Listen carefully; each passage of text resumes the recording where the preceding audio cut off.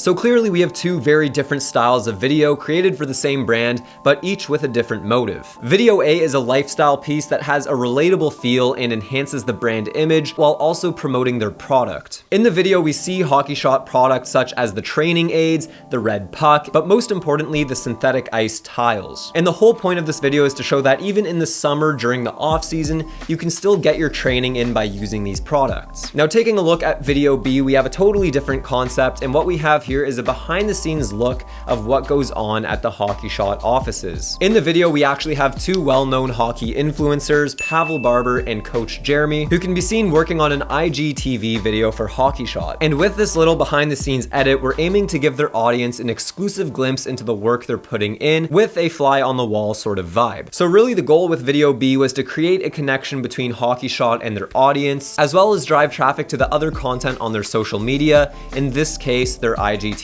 Now that we have established how each video addresses different needs of the company, let's dive into some of the more technical or creative aspects of content creation for brands. So moving on to step two, we want to figure out where are the videos going to live and on what platform will they be consumed. Now, for example, if a brand says they want the video to be exclusively for Instagram, you could consider shooting sideways so that you can maximize that vertical area on a phone screen. Now, in most cases, the brand will actually want to get the most bang for their buck and have the videos live across multiple platforms, and if that is the case, it's probably better to just shoot in regular 16:9. Now, it doesn't hurt to keep in mind that if you do plan on putting some of the footage on Instagram, you should leave enough room when you're shooting so that you can vertically crop your videos and post without cutting off a lot of important information. Now, this brings us to step three, which is to figure out exactly what gear we need to pull off these videos. So let's start off with video B. Because we are inside an office building, we're probably going to want to bring some sort of lighting. In this case, we were using the Aputure 120D, which also happens to be the same light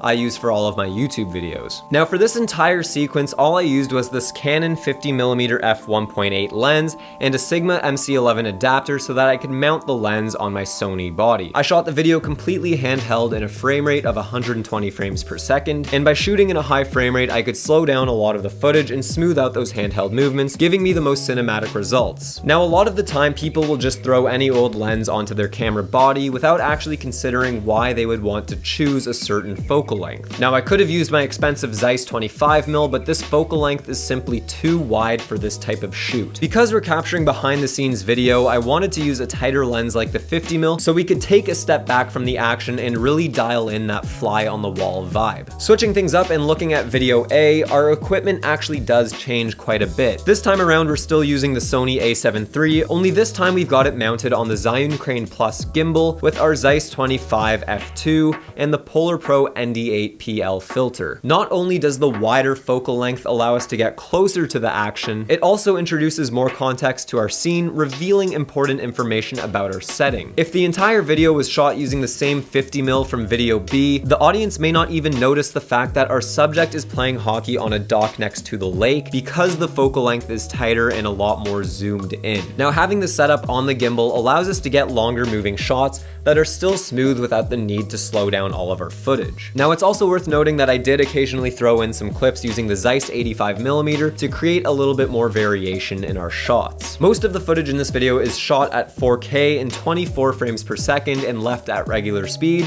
while there are a few shots that are in 1080p at 120 frames per second, slowed down to 20%. So that is it for gear, and now we can move on to step 4, which is actually creating the video. Consider the audience and the target demographic that a brand wants to appeal to. Now, in the case of HockeyShot, their main demographic, especially on social media, is going to be young teenagers. And that being the case, it makes sense to throw in a bunch of cool effects and overlays and transitions that will get their attention and keep the video interesting for them. However, if let's say the brand you're creating for is a mortgage broker, you'll probably want to reconsider this editing style and stick to something more reserved and professional. Now, another important thing to remember is that if you're making videos for social media, it's critical that you keep your videos short. Most people have a short attention span and don't want to watch long videos, and I think Instagram in fact does limit their videos to 59 seconds. So before you start filming and editing, make sure that the brand understands this and you're on the same page so that you can pack all of the best shots into a short, concise video. Now, during the creative process, don't be afraid to give your input and apply some of your own vision and creative style. After all, the whole reason the company chose you to make their video is because they like your style, so use that to your advantage, and also give your subject some direction when you're filming them, because after all, you're not just a videographer, you're also a director. So that is it for today's video. Thank you guys so much for watching. Follow me on Instagram at daniel.schiffer, and as always, I will see you guys in the next video.